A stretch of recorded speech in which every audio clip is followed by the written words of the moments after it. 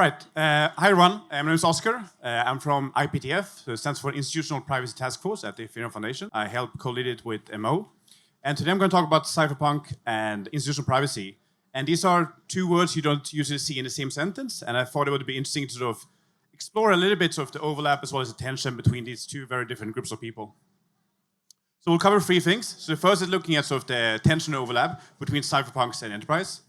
And then we'll look a little bit about like what institutions care about when it comes to privacy. And this leads into the work we're doing in terms of creating like an institutional privacy map and sort of exposing what institutions actually need in the private space and what solutions are available in the Ethereum ecosystem.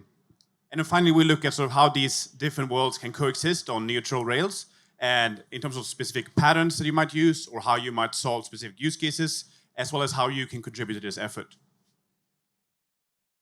So first of all, tension overlap. I think there's a few questions that naturally come to mind. Like one is, do cypherpunks and institutions actually want the same thing when we talk about privacy? And like, what's the overlap versus the opposition here in terms of like culture and social norms and technology? Can both of them sort of exist on credibly neutral rails, like for example, Ethereum? And more generally, is it possible to sort of onboard institutions onto public blockchains without losing the reason we're here in the first place? And finally, like, what does like a plural approach look like?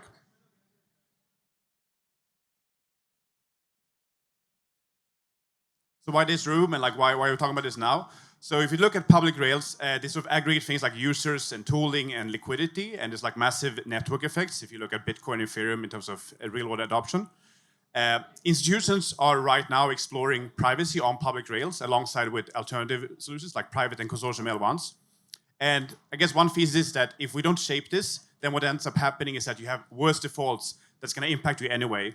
So basically, it's going to happen either with us or without us. And I think we have a real opportunity here to impact things and move things into a better direction. So why Ethereum? Why do institutions care about Ethereum? They're actively exploring and building on Ethereum. There's a few reasons. One is in terms of liquidity and censorship resistance and being like a credibly neutral settlement layer. So Ethereum has like 10-year uptime, and it's kind of the shelling point, if you will, for various DeFi protocols and stablecoins and whatnot. And in terms of various other institutions looking into it, it's kind of becoming a little bit of a shelling point in that regard. If you look at statistics around stablecoins, real-world assets, and DeFi, a lot of that is on Ethereum.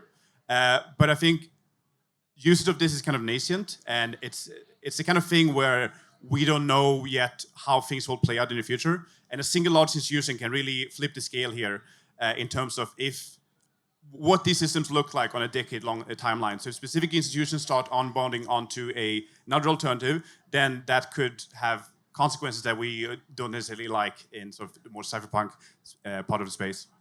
And I guess one key question is like, how can we onboard institutions and make sure they sort of build on sound technology, and it's very kind of honest about sort of how the systems work and they're cryptographically secured and so on. So what does privacy mean for institutions? Why do they want it? So one difference with the cypherpunks is that it's not a philosophical or a moral question, right? It's very much kind of bottom line profit and impact. So when it comes to things like pricing or execution, as well as counterparty risk.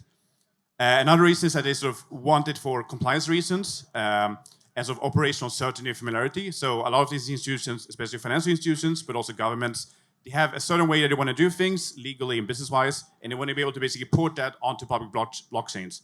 And they want to be able to reason about things in a similar way, even though the specifics might differ a little bit.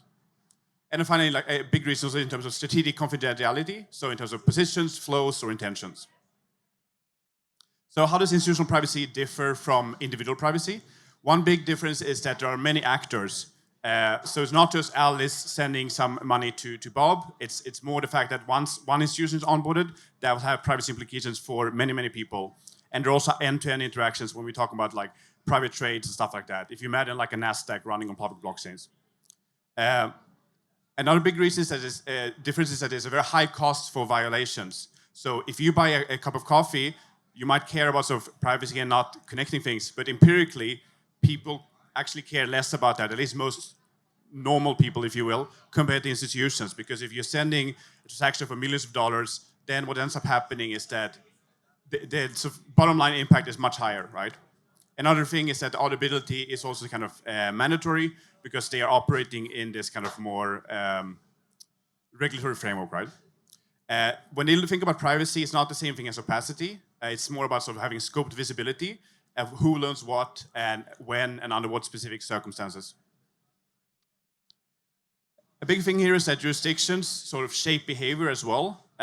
So as I mentioned, where cypherpunks sort of live completely in cyberspace and self-sovereign, and that's kind of the power center. When we're talking about institutions, they live usually in some specific legal framework, and that could either be something like if it's US or UK or Cayman Islands or whatnot, or Singapore, and this sort of shapes the kind of specific requirements they might have, and they have different requirements for disclosures.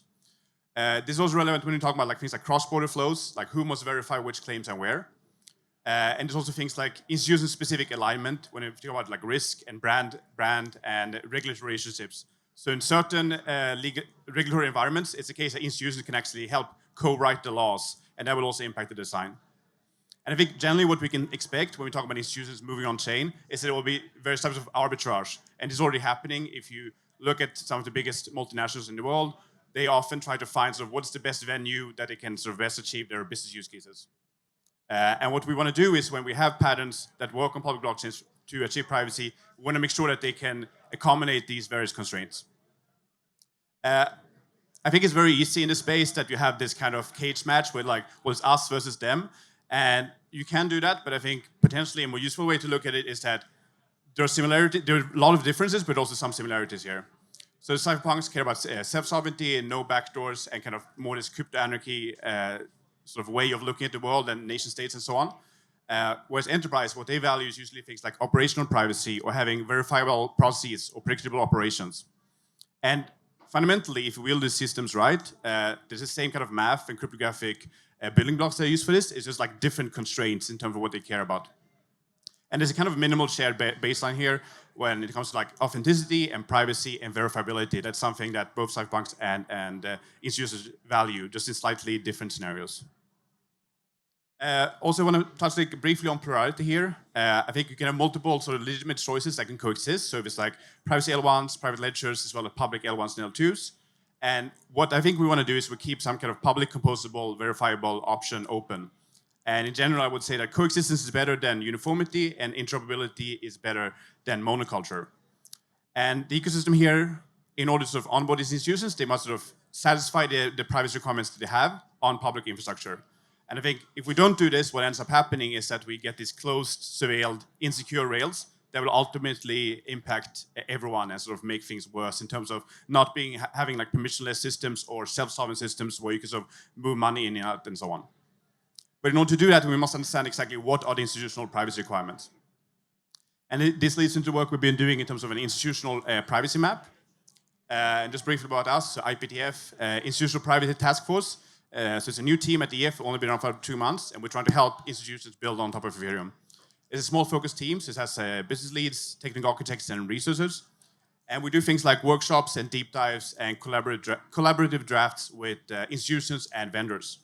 And what we're trying to do is, to some extent, like surfacing truths and demystifying the space, because what ends up happening is that these institutions, they get approached by some BD function from a very, very well-funded product, and they may tell them something, but it's not necessarily it doesn't necessarily accurately reflect reality. So we're trying to sort of show them what the space and what is possible today, and give them a little bit of more neutral guidance. And the goal here is that we want to sort of provide privacy that's like performance, secure, usable, accessible, with a specific focus on institutions. And how we work. So a big thing is that we work sort of from real-world valid use cases. So these are not like some blog posts of ideas of how institutions can move on chain. These are some of the biggest institutions in the world telling us specifically, this is what we want, and here are the constraints we have. And the constraints might be things like business constraints or legal constraints or operational constraints. And what we're trying to do is kind of distill patterns and these kind of reusable building blocks. So that could be specifications, ERCs, so specific ways of achieving certain privacy guarantees, and then approaches which are kind of end-to-end compositions of specific patterns or vendors. And we do deliver things like privacy specs and playbooks and validation POCs. And what we're trying to do is we have like a public reference that's open and try to push as much thing as possible open source, but then we sort of keep certain sensitive engagements detail in order to sort of allow these users to tell us more in detail about what they actually need. So what we're doing with this user privacy map is we're trying to frame the problem and like where the leakage actually occurs. And then we're trying to connect that to specific solutions, so whether it's patterns, approaches, or vendor options. And we're starting from these like validated use cases from big institutions, which contains a specific set of requirements, whether that's sort of in terms of transactions per second, exactly what they want to keep private, what systems it should compose with, what regulatory constraints there are, and so on. And the ultimate goal is to provide these playbooks and guidance to help users make better decisions and kind of surface areas of work where the ecosystem needs to do more in order to sort of be a credible alternative. It's very much a work in progress, both in terms of coverage and depth, and this is something where we need you guys' help. In terms of how it's structured, so we have use cases like specific business problems and requirements, and then we have patterns, so kind of specifications and reusable technical building blocks. And then approaches are kind of combinations of patterns and vendors, how to sort of recommendations of how you should build these end-to-end solutions to target a specific use case. And then we also have documentation on jurisdictions and regulatory frameworks and compliance, because we are not legal experts, but what we want is to have like a TLDR of how some specific, like the Stablecoin Act or whatnot, how that impacts things, how impact the design and so on. And then we also have documentation from vendors, which are kind of neutral tool and documentation. So there's various vendors in space that provide these kind of wholesale solutions, and we try to sort of surface that so people, institutions in the space know what's available to them in terms of how to approach this problem. And we try to design it for different types of personas. So if you're sort of a business persona, you might start with use cases, look at specific jurisdiction you care about, and then look at approaches, so how you would solve it. But if you're more on the technical side, you might start looking at sort of some specific specifications and patterns, and then see how that composes up into approaches, and see if any vendors are attacking this, or if this is maybe an open opportunity. And if you're more on the legal side, you maybe start with some specific jurisdictions or regulation, and see that it's like actually captures your understanding, and then move up to sort of use case requirements and so on. And the idea is that we want to make this map as useful as possible for different types of personas, which are actually impacting where this technology is heading. In terms of life cycle, you can think of leakage happening at multiple parts, right? So one thing is like pre-trade, leaking intent, or sort of order flow exposure. When it comes to settlement, there's like things like linkage between who and some specific asset, as well as principal risk. And there's some technical things here, like DVP versus or PVP. So DVP stands for delivery versus payment. And this has a specific meaning in sort of a business and legal world, where if you pay for a specific asset, the delivery of the asset has to happen at the exact same time. It has to be atomic. But it's not just like a smart contract. It's the case it has to happen across different networks. So you might have a clearinghouse that's like a completely different networks. And you need protocols to sort of deal with this, because it's both a legal requirement and a sort of business way of minimizing risk. And this is like a strictly higher requirement than you might see when it comes to bridges in the crypto native space. And then when you talk about post-trade, there's things like positions and notes that you don't want to leak, but at the same time you sort of need to meet certain auditory requirements. And this depends again on the specific jurisdiction you're operating in. So current status, we have a few we have a few use cases that are documented. We are aware of more, but we are very careful in terms of only adding the ones that multiple institutions have told us directly about. So we are making sure we focus on solving the real-world problems that the institutions actually have. Approaches, we have a few set in place, and patterns as well. We have basics in place, but there's more to do there. Vendor documentations, we're working with the ecosystem, and it's we have like 30 or so there, including contributions from multiple people and different products. We're trying to keep like a neutral scope here, so not sort of picking favorites, but at least showing the ecosystem like what options are available and what the trade-offs are. And it's something where we definitely appreciate you guys' feedback and contributions. And then finally, sort of coexistence on neutral rails, because this is a Cypherpunk Congress, right? And you might think, well, this is like very much compliance tech and so on. And I think it's interesting to think about keeping sort of two contradictory models in your mind at the same time. And I think it's possible to sort of accommodate both of these users. So when we talk about patterns, these are kind of reusable building blocks, and these are very fundamental primitives, like it's commitments or the atomic DVP I was talking about, or scope viewing. And these patterns are useful no matter what type of use case you are designing for. So even if it's the most sort of cypherpunk use case you can imagine, which is no nation state can touch it under no conditions, or also designing for institutions, these are still like the building blocks that you would use to solve for it. And then we talk about approaches, sort of how we compose these specific patterns to solve specific use cases. We don't have a lot of time, but we'll talk a little bit about some specific topics here. So private broadcasting, private bonds, payments, and then trade settlement, just to give you an idea. So when it comes to private transaction broadcasting, the goal is that we're trying to reduce pre-trade leakage. And this is things like front running and MEV and leaking strategies. And the way we do it is, for example, like having encrypted or private lanes and doing OTC submission, and potentially having things like private roll-up execution. And it matters because institutions often want like better execution quality, but still having composability with, for example, DeFi. When it comes to something like private bonds, there's multiple structured products, but bonds is something there's quite a lot of demand for. This applies both to issuance and trading. And the problem here is that you want to have sort of confidential bond deals, but having some assured settlement, because these are absolutely massive monetary flows we're talking about. So that's very important to them. And this composes multiple patterns. So for example, shielded transfers, atomic DVP, and selective disclosure. And the outcome that we want here is having kind of compliant confidentiality and deterministic finality. Private payments, here you want sort of stakeholder visibility. And I would say that private payments, it sounds like a simple problem, but if you actually look into how payment infrastructure works, it's extremely complex. And there's all kinds of things with different custody providers or treasury management and so on, and different networks. You also want to have kind of regulatory and auditor access when required. And this, again, depends on specific regulation about what that looks like. And here you want to have things like sealer balances and transfers, scope reviewing, and potentially sort of optional DVP or PVP, so payment versus payment, if you're doing things like cross-border transactions and being able to deal with how that looks across countries. And this matters a lot because you want to have sort of operational privacy without sort of black box accounting, so you want to be able to sort of show to a regulator what is needed.